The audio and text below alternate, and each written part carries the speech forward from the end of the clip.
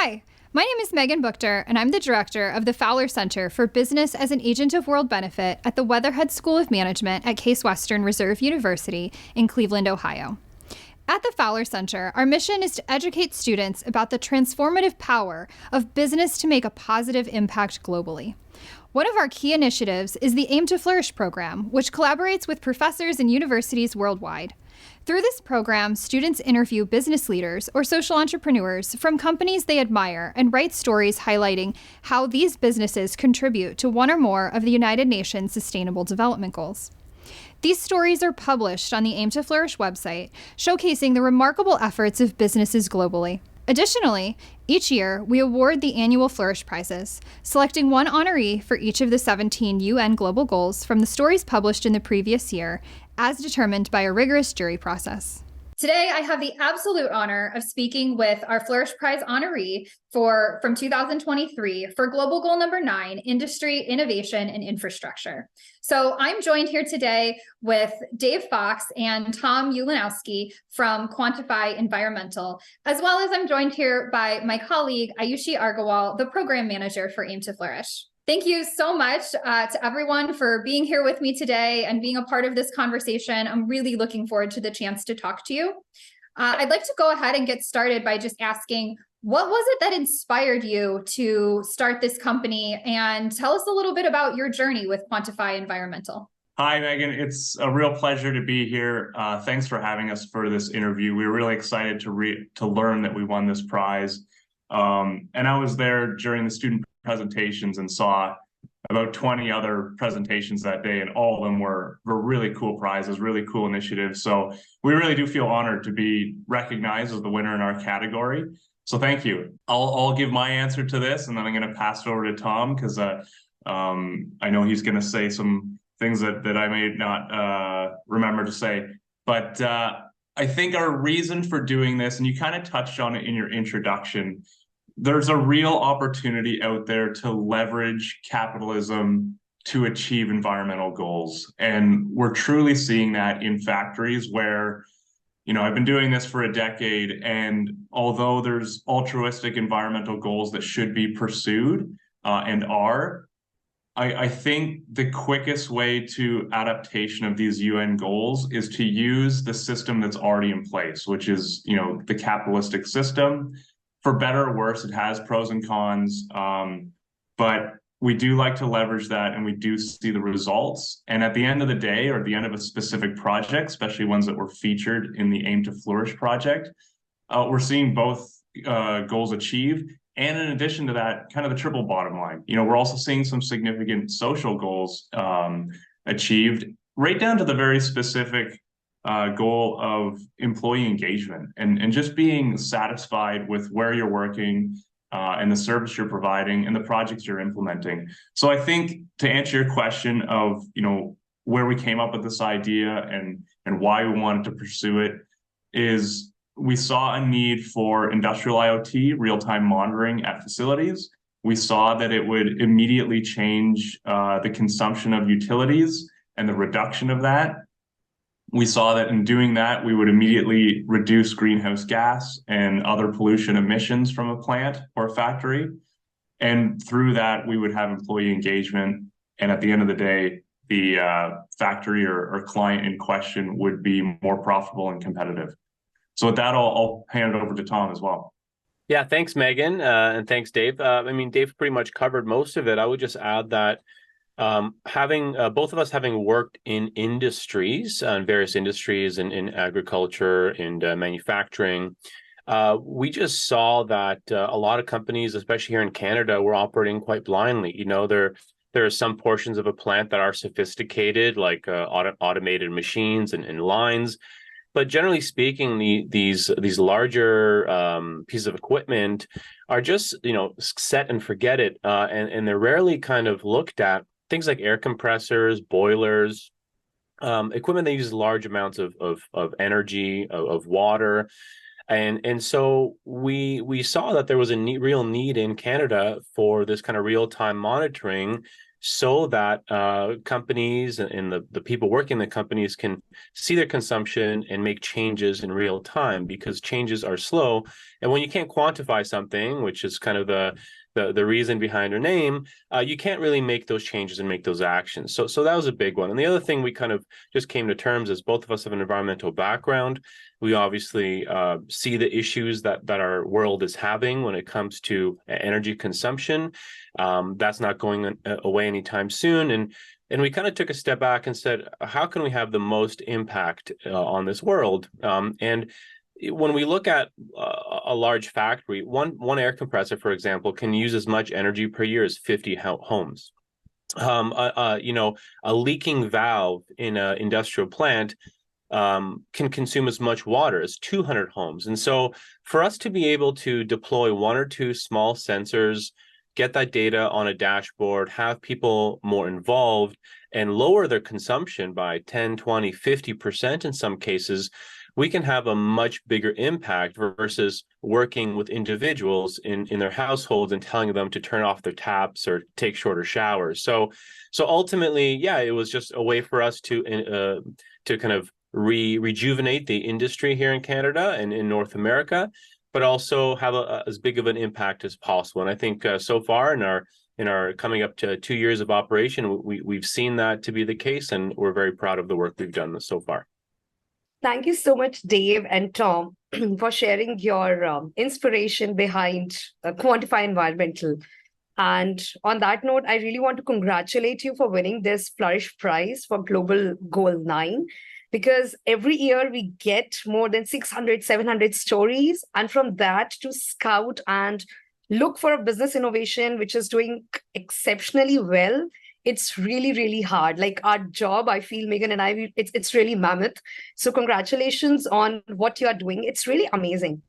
You really touched upon what are the benefits that probably businesses get by using your product.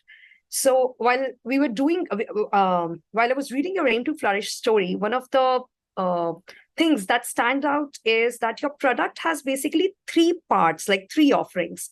So the students write that one of the part is like having the hardware of the software. The second part is the integration and installation. Whereas the third phase that you mentioned is more about the project consultation. Can you share a little bit more specifically about the product offering? Like, how do you scout for the clients and how do you convince them in terms of using your product, and then how it is being used by your respective clients? Sure. If we keep the pattern of I'll go first and Tom follows, or unless Tom wants to jump in first, he can go first. Let's do that. But, sure. So great question about basically our business model and how we provide our services and hardware to our clients. As you mentioned, there really is kind of the three parts. There's the scouting out of the facility, understanding where there's a good fit. Once we've achieved that, it's installing the hardware, non-invasive, battery powered for the most part, so they don't have to shut down their production for us to install this, which is pretty crucial because there are technologies out there that are wired and invasive. And for a lot of these facilities, they do operate 24/7. So that in itself is a hurdle and could stop an entire project. But for our unique set of hardware and sensors, we're able to install it. In fact, it's better while they're operating, so we can see real time. That's part one. The part two is getting that data on the dashboard. And then part three is really the meat of our work. We always say that even though there's a lot of attention put towards the installation and integration of the hardware and getting the data on the dashboard, that's always a means to an end in a lot of ways, because it's that real-time data that's really going to make the third part of our engagement the most valuable and the most impactful. So to kind of answer your question initially of how do we vet or how do we find these facilities, the short answer is any manufacturing facility in Canada is a good fit. And the reason for that is somewhat historical. I've been in manufacturing facilities across Canada for the last 10 years. And the unfortunate reality is a lot of them are running on analog systems. So you can have $1 million asset consuming $300,000, $400,000, $500,000 worth of utilities every year. And they're monitoring that asset with one analog meter that nobody's looking at. And we see that across the board. A lot of our factories were built in the 50s and 60s and expanded upon in the 70s and 80s. Again, this is all a period of time in our economic history where the technology wasn't there to get this real-time monitoring. So, whether you're a food and beverage plant or whether you're making pharmaceuticals, as soon as we get behind that equipment room door, an air compressor that is used to make pills or an air compressor that's made to use hot dogs, we're going to want to monitor it the same way and realize those opportunities the same way. So that's how we would vet and find our clients. And it's almost to the point where any factory would work, but we do initial walkthroughs. And again, with our experience, just with a basic walkthrough for about a half an hour, and taking a skilled eye look at their equipment, we can see right away where there's going to be some big wins, and that would qualify the client. But then that third part of looking at the data and that point of our engagement, we actually bake that right into our proposals, and it's a requirement that we have a core team of 3 to 5 individuals that know that plant the best. We don't pretend to know the plant. We don't pretend to know how it operates. We're simply giving them a brand new, unprecedented view of how their plant operates with this live data. So we need to work as a team, and we need to have those monthly meetings where we sit down and we simply ask them, look at this trend. What happened last Tuesday? Why did your water spike significantly? And there's always going to be someone in that room that can say, oh, our sanitation shift went longer, or, oh, this one hose ruptured and resulted in a larger use of water. Or we can look at longer trends over a month and say, why is this particular motor running on the day that nobody's here? Should that be? And if we can have these open and honest conversations with real data in front of us, and like Tom mentioned, our company name, if we can truly quantify it and say, well, look, you're allowing this motor to run on the one off day and it's costing you $12,500 a year in electricity, is it worthwhile to shut it off that day? What is our risk tolerance? Will it interrupt production on the next day? If not, well, now we have the real values in front of us. So let's do that. So I'll leave it there. I know Tom can add some more to that, but the technology is a means to an end to get that live data and then work with that team to find these opportunities and then implement them. And then, of course, the live data is also going to track those wins. Yeah, just to add to what Dave said, I mean, it's been possible for decades now using older kind of PLCs and SCADA type systems to monitor systems. But often, installing that takes a lot of time. There's a lot of effort. The labor to install and run wires throughout your facility it can be very expensive. And so how we differentiate is we've kind of embraced this revolution, this wireless revolution that's really come to its own in the last few years. The hardware and the software and the technology has really matured so that it is reliable. And so kind of that's the first thing that sets us apart is we've embraced this new wireless battery powered approach to a much more conventional kind of wired and permanent installed system.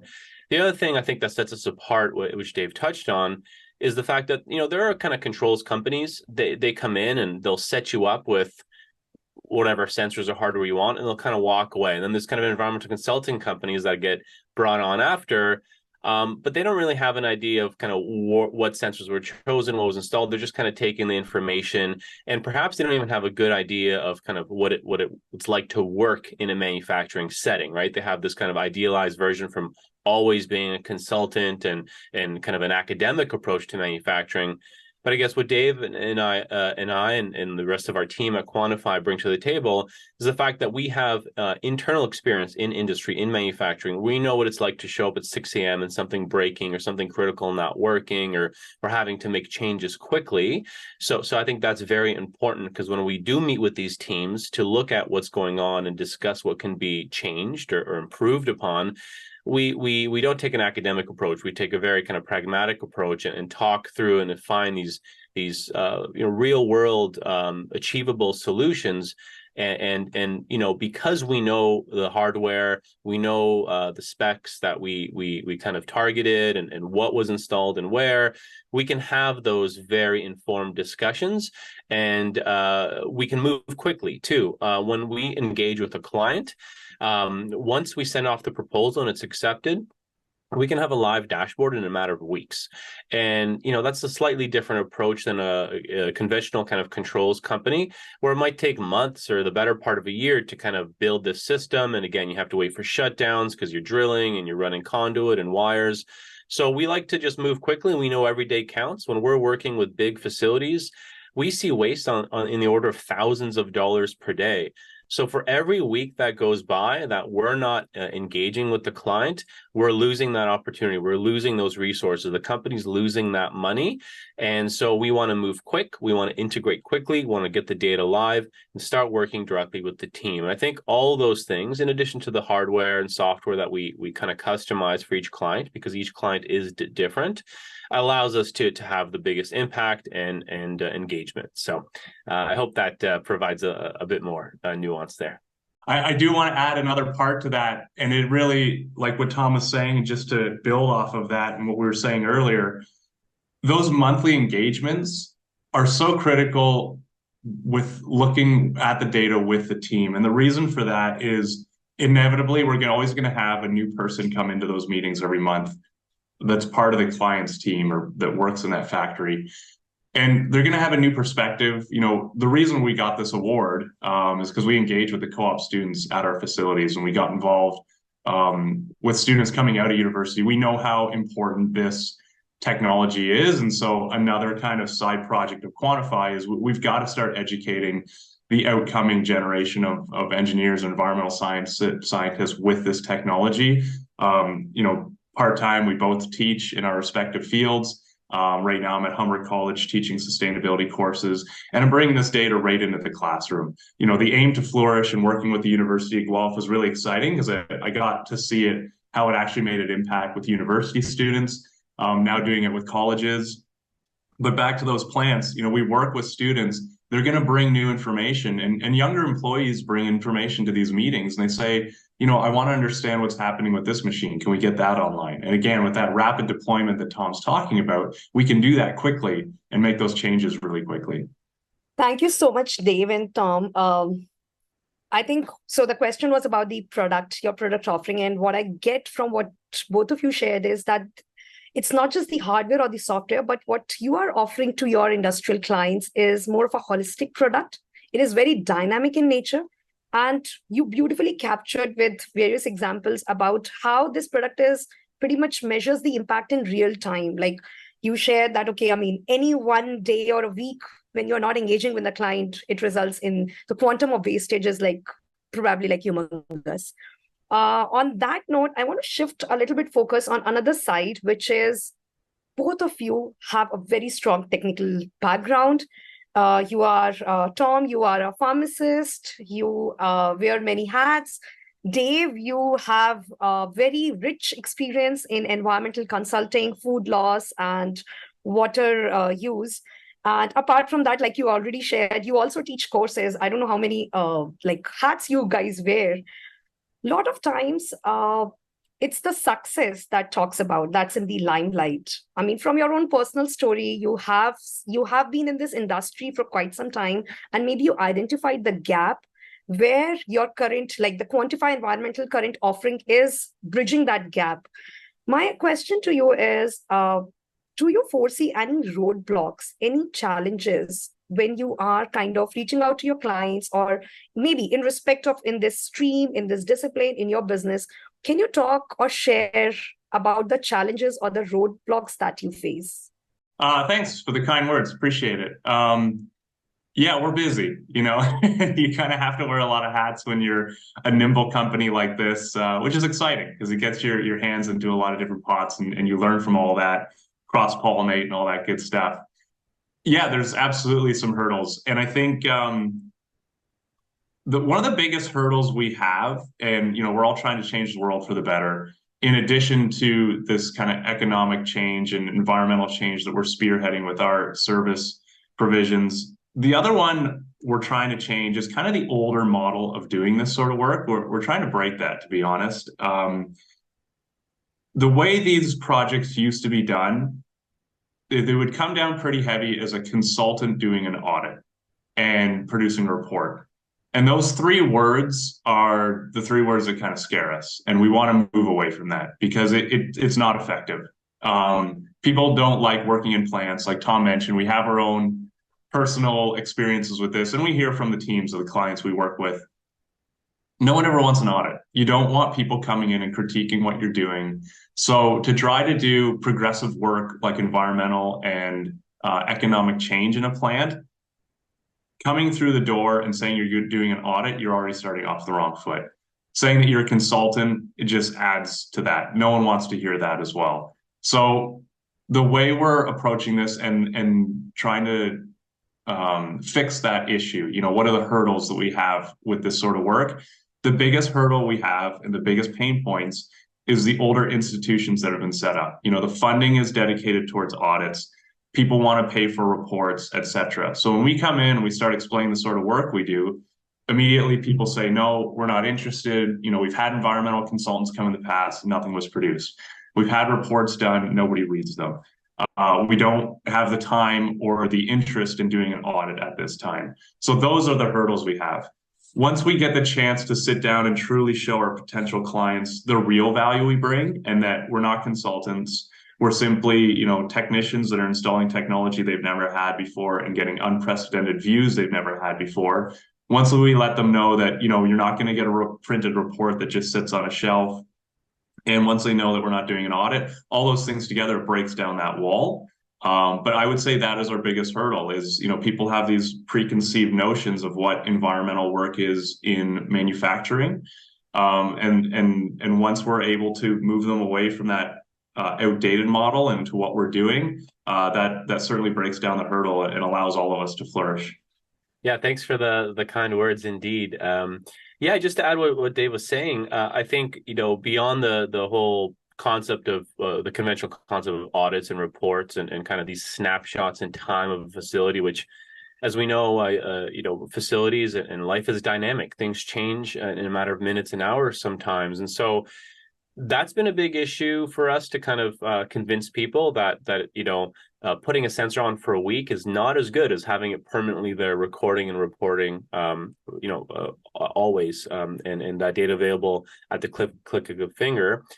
I think the other hurdle that we often find is when we approach a new client or a new facility, just convincing them that there is potential waste is always an issue.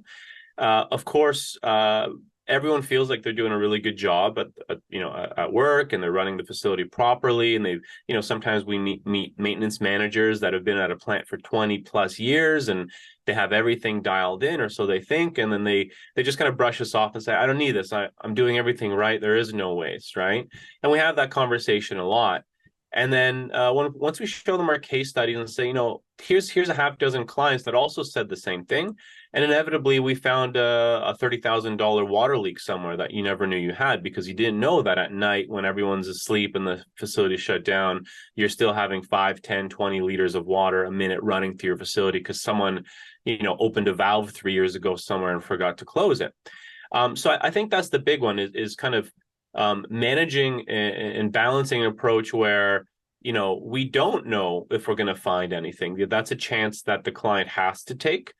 But at the same time, kind of convincing them that even if we don't find anything today, that doesn't mean that this technology, this information won't be important tomorrow when something changes and something breaks. And so, yeah, beyond the energy audits and the kind of conventional approaches to kind of how things have been done in the past, and also just getting people comfortable with this kind of wireless and this kind of cloud-based technology that we offer, it's just kind of convincing someone that they need us. And so that's why when we approach new clients, we kind of do it in a stepwise fashion. We say, listen, we don't want to kit your facility out. We'd love to with 100 plus sensors, but let's just focus on your water main, your natural gas meter, 2 or 3 of your biggest users, the things that contribute to a significant portion of your monthly bill. Let's start with those. And if we can't find anything there, then we're going to start going into a slightly more detailed and kind of smaller projects and pieces of equipment.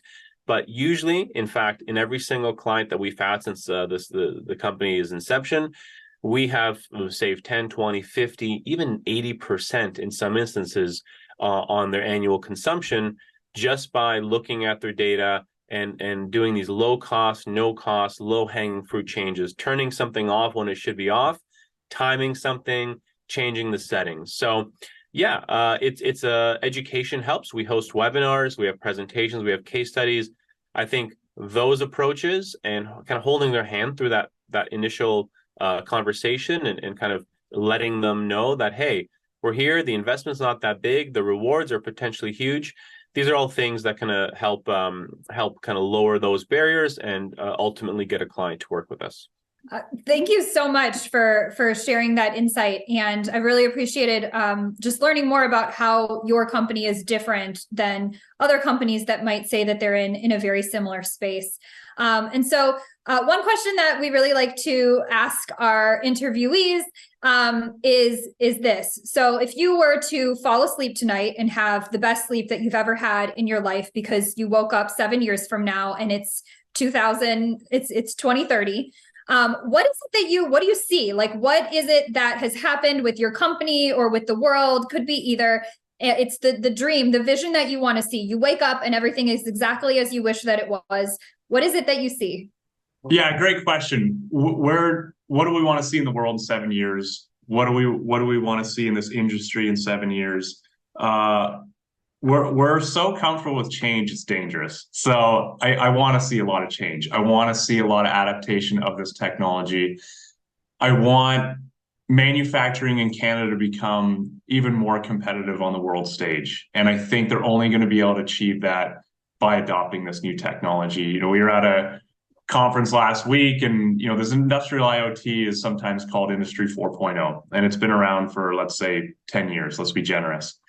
A guy at a conference last week told me we're already at Industry 5.0. I said, well, that was quick. So the fact that things are changing so fast and we need this rapid uptake is essential to be competitive on the world stage, be competitive as an individual company.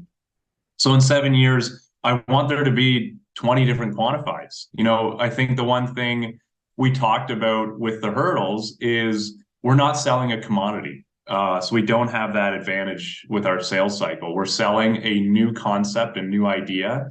And so, like Tom mentioned, the biggest hurdle is education, to let people know that this technology exists and it should be adopted. So, of course, we want Quantify to grow, but personally, I want there to be so many Quantify type companies out there that our new sales cycle is selling a new age commodity, so that, you know, a particular factory is well aware of this technology. They have 4 or 5 different companies to pull on to install this, but we're not there yet. You know, we're happy to say we're at the pointy end of the stick of this. We're very happy to put on, you know, to take that burden of the education side and letting companies out there know that this technology exists. But in 7 years, if every plant manager, owner, CEO, and even a guy down on the production floor can see what his factory is doing while he's on vacation on his phone, that's one of the goals I want to see, because we know that that drives reduction in consumption. And I think on a very specific level, when it comes to the UN development goals and these changes in industry and simply just achieving our GHG goals, we know, and this is what I teach at Humber, you know, there's a lot of neat technologies out there with, you know, using hydrogen energy, solar energy, you know, this new nuclear fusion energy that's coming out. But we know that the biggest lever to pull right now is reduction. And reduction, as we've seen, most of the time is low cost, no capital investment. So I want that particular option to be fully maximized in 7 years. I don't want to go into a plant where they don't have LED lighting. I don't want to go into a plant where they're running things at 40% more or idling it when they don't need to. I think every plant needs to embrace this reduction ability. And so in 7 years, we've achieved that. As the father of 2 young girls under 4 and someone who is running a very, very fast, rapidly growing business, sleep would be nice. I would love to sleep for 7 hours, never mind 7 years. But I think one of the major things that excites me and us here at Quantify is, and what everyone's kind of talking about now, is this whole AI revolution. And I think what we're seeing incredible strides in this technology, even over the last year. You know, things are moving quickly. We've embraced AI on our end. We use it to kind of figure out coding and you know, writing reports and all that kind of good stuff, and just to make us more efficient and impactful with our time. But I think once we start seeing that technology maturing a bit more, we're able to connect our live data and our historical data with AI to not only find these low-hanging fruit, like, you don't need AI to tell someone to turn off their air compressor on a Sunday when the facility shut down. Like, that's quite clear. But there's going to be additional savings that can be realized when we start looking at kind of correlations. Maybe your air compressor is not running so well because another variable or factor in the facility is contributing to that. Maybe it's really hot in the air compressor's area, and it's just not running very efficiently. So the nice thing about our business is we're a very kind of future forward company. We're collecting the data, the food that the AI is going to need to eat and ingest in order to kind of be useful. And so kind of what we're telling companies right now is, maybe the technology is not there yet. It's still kind of in its early stages and changing kind of weekly, but start collecting this data now. Have this data set ready so that in 1, 2, 5, 7 years, if the AI doesn't take over and kill us all, it's going to be a very useful thing for your company to have. And so digitization of kind of analog data is incredibly important to take full advantage of this coming AI revolution. And so we hope to wake up in 5 or 7 years and our software to be able to handle these large amounts of data, to process it very quickly and tease out even more opportunities than we as humans can do by looking at the data and talking to the clients. So yeah, we're fully excited about what AI is going to bring to the table, to the world. And we're going to embrace that as soon as it comes, and hope to deploy some solutions to our clients in the coming year, and continue working on that so that we have a very robust and very, very robust solution for all our clients in the future. Well, thank you so much for those answers, and it's really been incredibly exciting and fascinating to learn more about your company. And I'm really excited to see just where this goes over the next year, 5 years, 7 years, all of them, and to see hopefully all of the manufacturing plants in Canada, and maybe even in the United States. I think we could use some of these as well. So I'm excited to hopefully see that as well as you expand. I just want to say thank you so much to Dave and Tom from Quantify Environmental for joining us here today, and my colleague Ayushi Argawal for leading the conversation. And additionally, I do want to add a special thank you to Professor Ruben Berga and his students at the University of Guelph for finding this company and writing the story so that we can all be more aware of the incredible impact that they're having. And like I said before, we're really excited to see where this company goes and to watch Dave and Tom over the next however many years really make a big change in the operations management industry. Really, really interesting and great to hear from you. I feel really happy that, so I remember the first time when I read this story, I actually do a lot of final review at our AIM2Flourish platform. And for the first time when I read this story, it was really interesting. And I do remember that, so yours is a fairly new company. It is 2021 and the story came last year. So I'm like, okay, that's a fairly new story. Do we have to shortlist this for the Flourish prizes or not? But after meeting you guys, I'm really, really, really very happy that we did that. And I personally got an opportunity to speak with you because this is an amazing work that you're doing, and all the very best for your future endeavors. And really, it was lovely talking to you both. Thank you. Very really kind. Appreciate it. And I just have a question, actually, because I'm not too familiar with the Flourish Prize. I know Dave introduced me to it. So just so I know, so I can to gloat to my friends and family. So there was 600 some odd applicants, right, or submissions. So I think in 2022 we published over 800 stories. Okay. Yeah. Okay. So you you publish the stories, but then I guess I can those. Yeah. So the way that the AIM2Flourish program works is that we work with professors who use it in their course. And so they would introduce the AIM2Flourish assignment and say, you know, what you're going to do is you're going to go out and find a business that's like, you know, doing something good, right? In one way or another. And it could be a company like yours, like where Quantify Environmental was like built on this idea of like, we're doing something good for the world. Or sometimes it's maybe a larger company that has a specific initiative or something that they're doing, you know, in one area or another. And we use the global goals to help define business as an agent of world benefit. Because, you know, we can say, oh, I have a business for good. And students might say, well, what's that? And so we're like, well, here are 17 different ways that business can be making a positive impact. And so the students have to go out and they have to find someone to interview, which is always like the absolute hardest part of the assignment for them. And we work with students like from high school through students in executive education programs. And so, you know, for some students, it's really easy. For others, it's, you know, maybe this really terrifying thing where they have to cold email or cold call or try to reach out on LinkedIn and get in touch with somebody. But eventually they always find somebody to interview. And then they conduct an interview. And I think, Dave, you were the one that was interviewed by the students.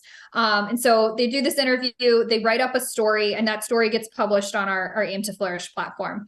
And then we publish, you know, somewhere between like 600 to 900 stories a year so far. And we're always collecting more professors that are using this, collecting more stories, growing. And so at the beginning of every year in January, we pull all the data from all the stories that were published in the previous calendar year. And we start to go through, we have a little bit of like a technical process that we go through before then. Ayushi and I review the stories, and then we have a panel of judges that come from past Flourish Prize winners. So keep an eye out for an email from us that you'll probably get in like February, March, asking if you'd like to be a judge for our next year's Flourish Prizes. Plus our advisory board here at the Fowler Center and some other kind of distinguished friends are all part of the judging panel. And then we take those surveys, analyze that data, and end up with 17 Flourish Prize honorees, one for each of the 17 UN global goals. And there's no money involved as of right now. Just like, I know, just as like this recognition for the companies, and then for the students and the professors that were involved in like discovering and finding these businesses. And then we typically like try to do these interviews so that we can then further share the story and get the chance to hear directly from the founders and the people involved, you know, at the company, and just have an additional way to like lift up these stories of business that are like doing good things for the world to just, you know, further kind of prove and solidify and share. Awesome. Got it. Okay.